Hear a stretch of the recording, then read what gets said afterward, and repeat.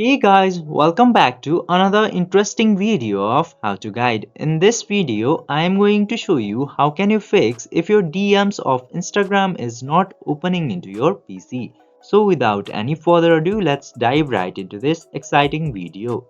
Before going into the solution, first you have to know the reason of the problem. There might be many reasons for this kind of specific problem, so firstly check your internet connection is properly working or not. And if your internet connection is already working properly, then try logging out of your Instagram account and then log in again. And third and very common solution, if you are using your Instagram into any of the browsers, try clearing the cache of the browser. Now sometimes because of the server issues, your Instagram DMs might not work. In order to check if there's any server issue to Instagram, open any of your browser and in there simply open the site of downdetector.com.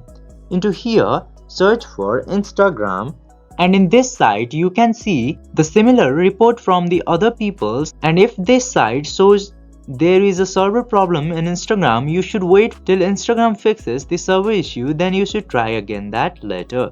I hope this video was helpful for you. If yes, don't forget to like, share and subscribe to the channel to never miss another update.